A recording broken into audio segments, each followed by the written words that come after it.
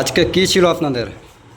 আমাদের শামসারগঞ্জ ব্লকের অন্তর্গত প্রতাপগঞ্জ গ্রাম পঞ্চায়েতের এই সাহেবনগর তালতলা মোড়ে আগামী 21শে জুলাই শহীদ স্মরণে যে সভা কলকাতায় এবং আগামী 11 জুলাই আমাদের পশ্চিমবাংলার অন্যতম মন্ত্রী ফিরহাদ হাকিম মহাশয় ধুলিয়ান শহরে আসছেন। এই দুটি সভাকে কেন্দ্র করেই আমাদের মূলত আজকে সভা।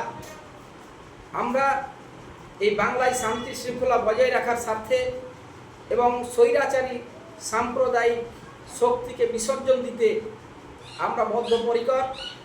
এলাকার শান্তিপ্রিয় মানুষকে আমরা সেটাই বলতে চাই যে শান্তভাবে চলতে হবে, সমস্ত সম্প্রদায়ের মানুষকে নিয়ে এবং একসাথে যাতে কাজ করতে পারি।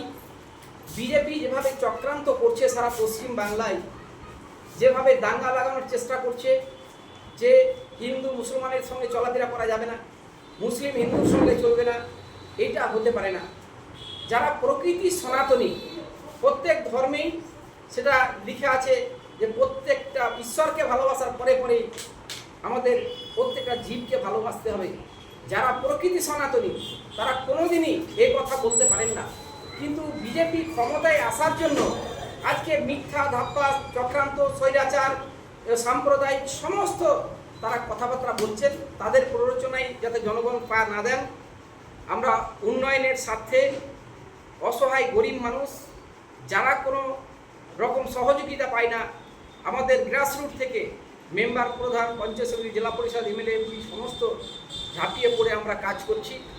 তাই এই মুর্শিদাবাদ জেলার অন্তর্গত যে আমাদের শামসারগঞ্জ ব্লক, আমাদের জনপ্রিয় জননেতা, সর্বক্ষণের সাথী, আমাদের উন্নয়নের কাণ্ডারি আমিরুল ইসলামের নেতৃত্বে দুর্বার আন্দোলন আমাদের এবং কাজ এলাকায় হচ্ছে।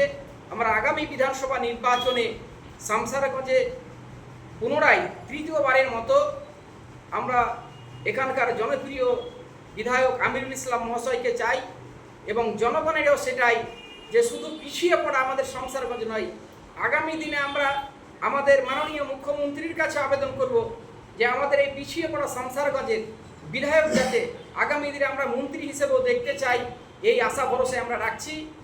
এবং এই শামসারগঞ্জের যেভাবে মানুষ আজকে বিভ্রান্তির মধ্যে আছেন, তাতে প্রত্যেকটা মানুষের পাশে দাঁড়িয়ে আমরা কাজ করছি।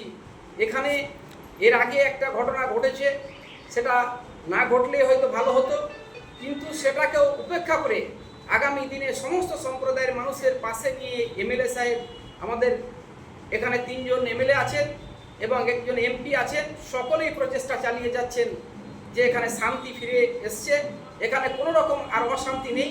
তবুও বিজেপি একটা চক্রান্ত চালিয়ে যাচ্ছেন, তার ফাঁদে পা দিচ্ছেন সিপিএম কংগ্রেস। জনগণের কাছে অনুরোধ করব, সিপিএম কংগ্রেস বিজেপির চক্রান্তের যাতে পা না দেয়।